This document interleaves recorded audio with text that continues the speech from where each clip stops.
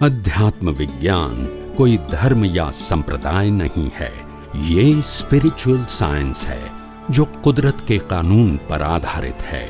ये विज्ञान पूरे ब्रह्मांड के सभी रहस्यों को उजागर करता है और जीवन के सभी पहलुओं को समझने के लिए एक नई दृष्टि देता है। इसी को आर्ट ऑफ विजन कहते हैं, दुनिया को देखने की एक नई दृष्टि, जो अध्यात्म विज्ञानी परम पूज्य स्वामी श्री कमलेशानंद जी के निर्देशन में सनातन सत्य का अनुसंधान कर हमारे जीवन को प्रकाशित करे। जय सच्चिदानंद। મહાવીર છેલ્લે એક જ પૂતગલને જોયા કરતા હતા. આપણે પૂતગલ એટલે પૂરણ થયેલ ગલ, પણ એમને એનું ઇમ્પોર્ટન્સ નહોતું, કારણ કે છેલ્લો ભાવ એટલે ચાર્જ તો હતું નહીં. યસ, પછી જોવાનું કશું નહીં. પણ તમે સર આન્સર શું કહ્યું? એ કીધું કે મહાવીરનું લાઈફ માતાના ગર્ભથી નિર્વાણ સુધી એક જ પૂતગલ પૂરણનું ગલન થાય છે. A principle, not subject to detailing of circumstances. માતાના ઘરમાં આવ્યો તે પૂરણનું ગલન, 9 મહિના રહ્યો તે પૂરણનું ગલન, પછી સંસાર માળ્યો તે પૂરણનું ગલન, દીક્ષા લીધી તે પૂરણનું ગલન, પછી કેવળ જ્ઞાન થયું તે પૂરણનું ગલન, લોકોને માર્ગદર્શન આપ્યું તે પૂરણનું ગલન, ને નિર્વાણ છેલ્લમ છેલ્લું થયું તે પૂરણનું ગલન. આમાં હું કોઈ જગ્યાએ હતો નહીં. પૂરણનું શું થયું? ગલન થયું. અને I am totally separate then puran and galan. અત્યારે તો ગલન છે, પણ પૂરણનું ગલન થાય છે એક જ પ્રિન્સિપલ. એટલે આમાં ગલનમાં મારે ડિટેલિંગમાં જવાનું નથી. પૂરણનું ગલન છે, નોટ આઈ એમ. તત્વદ્રષ્ટિએ સમજાવેલો સત્સંગ સાંભળો. તમે કોઈ કોર્નર પૂછો તો હું કહું ને, કયા કોર્નર થી તમે મને સમજવા માંગો છો એમ કહું છું. ના, એટલે આ તો સરસ સમજાવ્યું, પણ ગઈકાલે તાત્વિક દ્રષ્ટિ કે પૂતગલ એટલે આમ જડ પરમાણુ, અને જ્યારે ચાર્જ થાય છે બિલીફ થી એ કોટિંગ થાય છે. પણ એમાં તમે કહ્યું તો એટલા માટે પૂછું છું, મારે સમજાવ્યું ગઈકાલે સત્સંગ એ શું કીધું સમજાઈ ગયો. હવે તમે આટલો પોઈન્ટ કીધો એટલે મને ખ્યાલ આવી ગયો. એમાં શું કીધું આપણું કે પૂરણ કર્યું તે વખતે અજ્ઞાન હતું તે રિલેટિવ સત્ય. શું કીધું? અને ગલન થયું ત્યારે ઓગળ્યું તે પણ રિલેટિવ સત્ય. આ પૂરણ ગલન બધું એક જ રિલેટિવ સત્ય છે, અને હું સનાતન સત્ય છું. એ મારો સબ્જેક્ટ નથી. સબ્જેક્ટ એક જ છે. શું કે પૂરણ પણ રિલેટિવ સત્ય. અત્યારે આખી લાઈફમાં જે ગલન થાય છે તે પણ મન વચન કાયાથી ગલન થાય છે, તે પણ રિલેટિવ સત્ય. એક જ છે, એમાં ડિવિઝન નથી. એક પૂતગલ ઇઝ અ પ્રિન્સિપલ. પ્રિન્સિપલ એક જ છે, પૂરણનું ગલન. ગલનમાં પ્રકાર હોઈ શકે, પણ પ્રિન્સિપલ તો એક જ છે, પૂરણનું ગલન. એમાં હું ક્યાંય નથી, હું એને શુદ્ધાત્મા. બસ, કારણ કે બધું પૂરણ કર્યું તે રિલેટિવ, અને ગલન થયું તે હું તો રિયલ છું. પૂરણમાં મારી હાજરી, ગલનમાં હાજરી મારી, પણ બેમાંથી એક જગ્યાએ હું દાદાનું શાસ્ત્રસૂત્ર, કુદરત કોઈ જીવંત વસ્તુ નથી, તેની ઉદારતા છે તે શા માટે છે? આપણે પોતે ભગવાન છીએ, માટે ભગવાન તરફનો તેનો પક્ષપાત છે, પણ આપણને કુદરતની કિંમત નથી. એ શું કહેવા માંગે છે? પહેલું વાક્ય બોલો. કુદરત કોઈ જીવંત વસ્તુ નથી. યસ, એનો જવાબ આપો. કુદરત એટલે મિકેનિકલ. આવું આપણે અનેક વખત કીધેલું છે, બરાબર છે. એમાં જીવન શબ્દ આવે નહીં. કુદરત એટલે જ મિકેનિકલ. ઓટો મોડ પ્રોસેસ, દિવસ રાત થયા જ કરે, ભરતી ઓર થયા જ કરે, પૂનમ અમાસ થયા જ કરે, સૂર્યગ્રહણ ચંદ્રગ્રહણ થયા જ કરે, ફિક્સ ડેટ ને ફિક્સ ટાઈમ. ઓટો મોડમાં it's a program. The world is a program, and our life is a part of world, not I am. It's a program. એ અજ્ઞાનથી બાંધેલો પ્રોગ્રામ એને કુદરત શું કરે છે? રિઝલ્ટ રૂપે આપે છે, પણ એ પ્રોગ્રામ જ છે. એમાં કોઈ જગ્યાએ આત્મા નથી પ્રોગ્રામમાં, પણ એની હાજરીથી આ પ્રોગ્રામ બન્યો છે અને પ્રોગ્રામ ઉકલે છે. અને આ પ્રોસેસ આખી કોણ કરે છે? કુદરત. હવે કુદરત કેમ કરે છે એ સમજો. અનંત શક્તિ વાળા આત્માની હાજરીને કારણે કર્મ ચાર્જ થયું, એનું એનું ડિસ્ચાર્જ કુદરતે કરવું પડે. કુદરત પાસે અનંત શક્તિ નથી, મિકેનિકલ શક્તિ છે. કુદરત પાસે ચેતન શક્તિ નથી, મિકેનિકલ શક્તિ છે. ચેતન શક્તિ કોની પાસે છે? આત્મા પાસે. કુદરત પાસે માટે પાંચે પાંચ તત્વો જળ છે, ને જળમાં જ્ઞાન ના હોય. જ્ઞાન તત્વ કોણામાં છે? આત્મા. હવે શક્તિ તમે કહ્યું અનંત શક્તિ એ ક્વોલિટી છે, નોટ ધ ક્વોન્ટિટી. અને જગતમાં જે શક્તિ કહી છે એ ક્વોન્ટિટી છે. જગત એટલે આ કુદરતની અવસ્થાઓમાં દેખાતી શક્તિ એ બધી ક્વોન્ટિટી છે. કારણ કે કશું પણ થાય નહીં આપણે કંઈક ભગવાન પાસે માંગવાનું અનંત શક્તિ વાળો છો તો પેલો પણ કે એનાથી શક્તિ મળે તો કેવી રીતે શક્તિ મળે? માન્યતાથી મળે કે કેવી રીતે શક્તિ? કારણ આત્મા કે લાગે વળગે એની શક્તિ તમે જે કરો રાઈટ, પણ એક બિલીફ રૂપે કે હું કરું છું, કે હું ભોગવું છું, કે હું થાકી ગયો છું, મને શક્તિ આપો ભગવાન, માગવામાં કે છે પેલા ફોટા પાસે ને હવે અંદર વાળા પાસે માગવાની. પણ એ શક્તિ ટ્રાન્સફર કેવી રીતે જો થાય તો અને થાય છે કે નહીં તે કહો. યસ, જેવી રીતે પારસ મણી સોનું બનાવે છે. શું બનાવે છે? પારસ મણીએ બનાવી શકે. શું બનાવી શકે? પારસ મણી. એટલે કે સોનું એટલે રિલેટિવ શક્તિ. પારસ મણીની હાજરીમાં તમે સંસાર માંગો છો તો એ બધું રિલેટિવ સત્ય છે. ને પારસ મણીની હાજરીમાં તમે પોતાના સ્વ સ્વરૂપને અનુભવ છો તો તમે પોતે પારસ મણી છો. અમર ફળ એટલે જે મરે નહીં તેમાં તન્મયાકાર થવું એ અમર ફળ, અને મરે એમાં તન્મયાકાર થવું એમાં લૌકિક ફળો કઈ ફેંકી દેવાના. તો જે બધું અમર ફળ કહેવાય. માગે છે એ કુદરતી રચના છે, જે માગનારો જુદો અને સંજોગો. માગવાના બે પ્રકાર છે. એક એવું માગે છે કે જેનાથી જન્મ મરણ ચક્કર ચાલુ રહે છે. એક એવું માગે છે જેનાથી જન્મ મરણ બંધ થઈ જાય. બે એને માગણી તો કહેવાય. સંસારને લાયક અને સહાયક એ પણ માગણી કહેવાય. મોક્ષ માર્ગ માટે લાયક સહાયક એ પણ માગણી કહેવાય. પણ દાદા ભગવાને કહ્યું માગો તો એવું માગો કે ભેટથી માગવું ના પડે. એમના મોક્ષ માર્ગ માટે લાયક અને માગવું તો ક્યાં હું ક્યાં ના પાડું છું. પણ શક્તિ એટલે એનર્જી થયું. તો એનર્જી છે ને, એનર્જી છે ને. બે પ્રકારની એનર્જી. એક પ્રાપ્ત થાય એને એનર્જી કહેવાય, બીજી કાયમી અનુભૂતિ થાય એને એનર્જી કહેવાય. એ એનર્જી કહેવાય. એનર્જી કહેવાય. તારે એ તો શું કહેવાય? એ શાશ્વત શક્તિ, એ ટેમ્પરરી શક્તિ. આપણે આ એપલ ખાઈએ તો અનુભવ ના થાય, આ ખાંડ ખાઈએ અનુભવ ના થાય, મરચું ખાઈએ તો અનુભવ ના થાય. અનુભવ થાય જ ને. એ અનુભવ કહેવાય. પણ એ ટેમ્પરરી અનુભવ છે, રિલેટિવ અનુભવ છે, ઇન્દ્રિય જ્ઞાનનો અનુભવ છે, લૌકિક જ્ઞાનનો અનુભવ છે. અને આત્માનો અનુભવ એ અલૌકિક અનુભવ તો કહેવાય ના, થોડું કહેવાય. જે રીતે અનંત જ્ઞાન વાળો છું તો કે આત્માની હાજરીમાં જે જ્ઞાન ખુલ્લું થાય છે, કેટલી જાતના જ્ઞાનો બધા ખુલ્લા થાય છે, કારણ કે આત્માની પ્રેઝન્સ છે. એટલે તો અનંત જ્ઞાન એટલે એમાં પડ્યું છે કે એમાં રિફ્લેક્ટ થાય છે? અનંત જ્ઞાન એટલે શું? કે એક આત્માની હાજરીમાં લાખ અવતાર થયા. દાખલો આપું છું.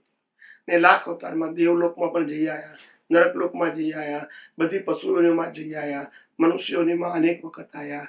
એ વખતે જે જ્ઞાન થયું આપણને રિલેટિવ સત્યનું, એ પણ આત્માની હાજરીથી જ થયેલું છે. ના ખ્યાલ જે અનુભવ થયો રિલેટિવ સત્યનો અનુભવ પણ કોની હાજરીમાં થયો? નહીતર એ પણ એ અનંત. એ આપણે કીધું અનંત જ્ઞાન એ ક્વોલિટી વાચક છે, ક્વોન્ટિટી વાચક. રિલેટિવમાં ક્વોન્ટિટી આવે, રિયલમાં ક્વોન્ટિટી ના આવે, ક્વોલિટી આવે. જેનાથી આખું બ્રહ્માંડ જાણી શકાય એ ક્વોલિટી છે, ક્વોન્ટિટી. અને જેના જગતની વસ્તુ જાણી શકાય એ બધી ક્વોન્ટિટી કહેવાય. આ જાણું છું, આ જાણું છું, આ જાણું, એ બધી ક્વોન્ટિટી કહેવાય. તો જ્યારે કેવળ દર્શન પૂરું થાય છે ત્યારે તો આ બધું રહેતું જ નથી. અનંત જ્ઞાનનું દર્શન શક્તિ કઈ રહેતું નથી. એટલે આપણે કીધું કેવળ દર્શન થયા પછી લાસ્ટ વર્ષમાં સ્વભાવ ખુલ્લો થાય માટે પુરુષાર્થ હોય. સ્વભાવમાં કે પુરુષાર્થ હોય, વિભાવમાં પુરુષાર્થ હોય. એટલે જ્યાં સુધી અજ્ઞાન છે ત્યાં સુધી વિભાવ છે. 1% અજ્ઞાન છે ત્યાં સુધી વિભાવ છે. અને અજ્ઞાન 0 ગયું પછી સ્વભાવ, પછી પુરુષાર્થ ના હોય. ખ્યાલ આવી ગયો? પછી ક્વોલિટી થઈ ગયું. પછી ક્વોન્ટિટી ના રહે. જ્યાં સુધી રિલેટિવ સત્યમાં સેપરેશન છે ત્યાં સુધી એ ક્વોન્ટિટી કહેવાય, પણ જ્યાં રિલેટિવ સત્ય બંધ થઈ ગયું તો પછી ક્વોલિટી કહેવાય. હવે સેપરેશન જ પછી નીતિ કરવાની જરૂર નહીં. અજ્ઞાન છે ત્યાં સુધી આ ન હોય એવું કરવું પડે, પણ અજ્ઞાન ઝીરો થઈ ગયું પછી સેપરેશન એટલે સ્વભાવ કહેવાય. એટલે આપણે કીધું ને છેલ્લે આત્માનો સ્વભાવ, અનંત જ્ઞાન, અનંત દર્શન, અનંત સુખ, અનંત શક્તિ એ ક્વોન્ટિટી વાચક શબ્દ છે. એ આધ્યાત્મ વિજ્ઞાને કીધું છે, શાસ્ત્રમાં નથી લખ્યું. ક્વોન્ટિટી અનંત જ્ઞાન શબ્દ એટલે ક્વોલિટી વાચક એવું શાસ્ત્રોમાં નથી લખ્યું. એ આધ્યાત્મ વિજ્ઞાને કીધું, એમ કીધું, ડિવિઝન પાડ્યું કે અનંત શબ્દ અને ક્વોલિટી બંને વસ્તુ કેવી છે? જુદી છે. એની હાજરીથી અનંત પ્રકારના જ્ઞાન ખુલ્લા થાય, પણ એનામાં તો ક્વોલિટી છે, ક્વોન્ટિટી કારણ કે એ જ્ઞાનને એને કોઈ એના ખુલ્લા થયા છે. શું થયા છે? જેવું દાખલો આપો કે મિરર હોય, મિરરની અંદર લાખો દ્રશ્ય પડે, એ ક્વોન્ટિટી ક્વોલિટી?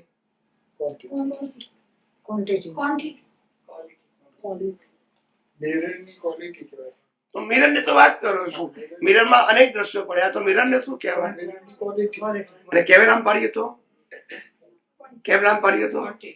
ક્વોન્ટિટી કહેવાય.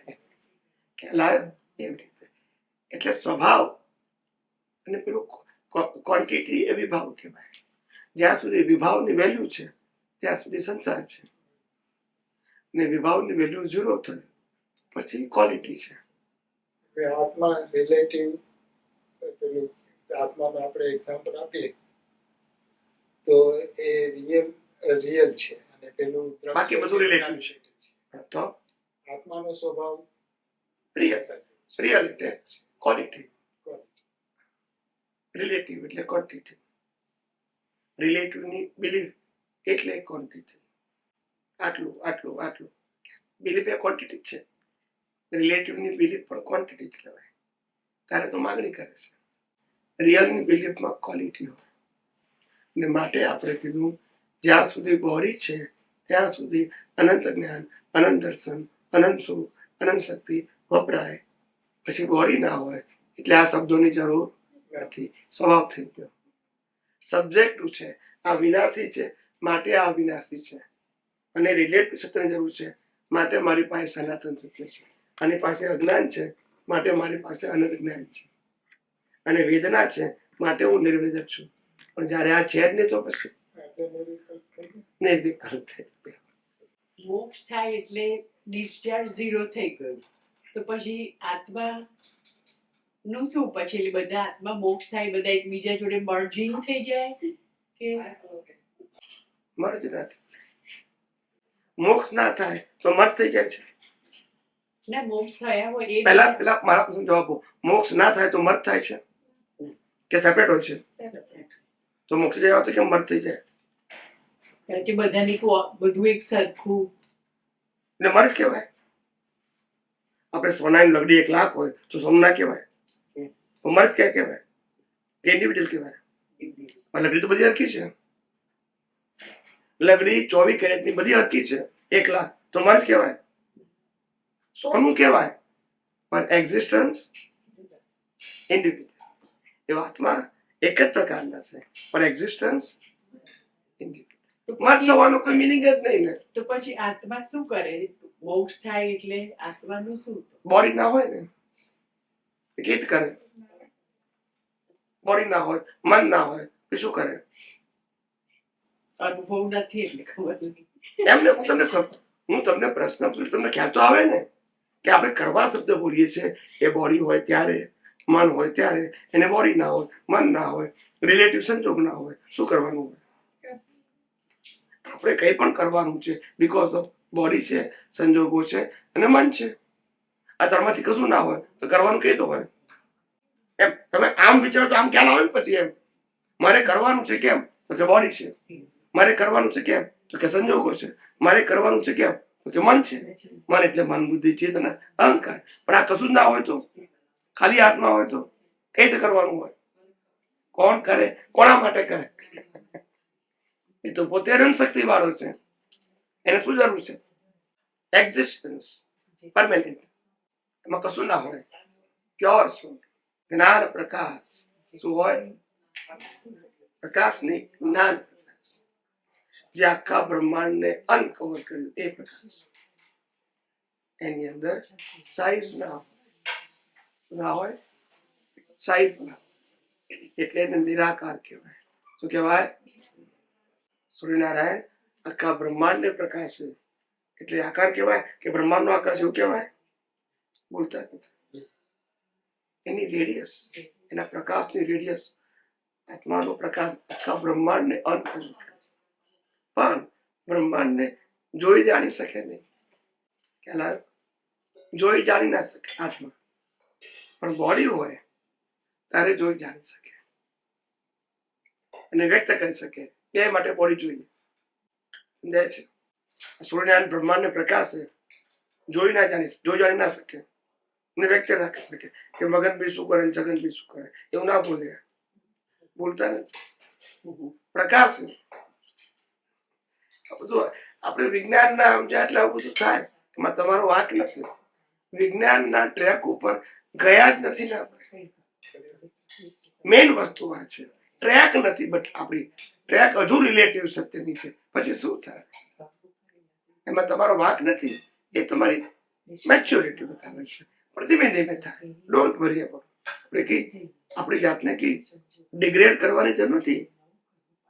જે પાથ, આ રસ્તો છે. એમ આપણે 5 વર્ષ થયા 3 વર્ષના તો બાળ મંદિરમાં જવું પડે ને.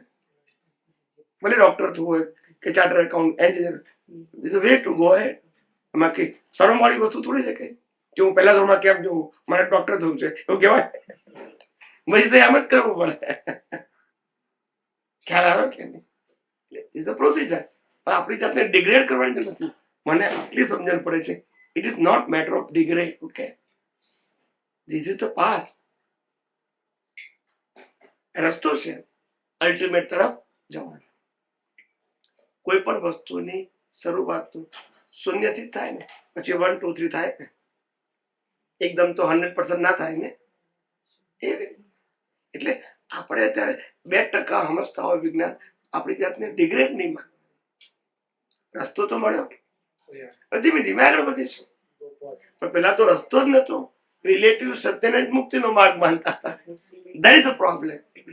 હવે આપણને કમસે કમ સનાતન સત્યનો માર્ગ તો મળ્યો, સાયન્ટિફિક વે. હવે ધીમે ધીમે આગળ વધીએ છીએ. So it is not matter of degrade yourself. Okay, this is the way. હવે અહીંથી મારે ન્યુયોર્ક જવું હોય બાય રોડ તો 1000 માઇલ છે દાખલા તરીકે. બરાબર છે? 1000 માઇલ થાય. હવે હું શરૂઆત કરું તો 1 માઇલ થાય ને, તો કે 1 માઇલ પહોંચીશ, 1000 ક્યારે પહોંચશે? એટલે ભાઈ એ રીતે જ જવાય ના. સમજાય? સીધું 1000 માઇલ જવાય? 1 માઇલ એમ જ જવાય? એમાં ખોટું ક્યાં છે? મારે જવું છે ન્યુયોર્ક, ધેટ્સ માય ડેસ્ટિનેશન, પણ સ્ટાર્ટ ફ્રોમ 0 એમ જ હોય ને. એમાં ખોટી વસ્તુ છે કે આ જ રીતે જવાનું છે. એટલે બધાને આ જ રસ્તો છે. આમાં કોઈ ચમત્કાર કોઈના માટે નથી. જે લોકો પાસ થઈને આવ્યા છે એને ભણવાનું નથી, અને જેમાં જો પાસ થયા નથી એને ભણવાનું છે. તમે જેમાં ફેલ થયા છો એ તમારે ભણવાનું છે. એમાં ખોટું ક્યાં છે? જ્ઞાની પુરુષ દાદા ભગવાને 356 ડિગ્રીનું કેવળ જ્ઞાન હતું, કેવળ દર્શન હતું, તો એ પાસ થયેલા. પણ 4 ડિગ્રીમાં પાસ થવાનું બાકી. આપણે 25 ડિગ્રી હતો, બાકીની બાકી આપણે. એમાં ખોટું છે? પણ એ એમ જ આયા ને. ઋષભદેવ ભગવાન થી એમ જ આયા ને. એકદમ તો કે ચમત્કાર ના થયો. તો પ્રોસિજર ને આપણે શું કામ આપણી જાતને ડિગ્રેડ માનીએ? એ તો procedure. Everyone they have to pass the procedure. Correct? એમાં કોઈ અપવાદ નથી.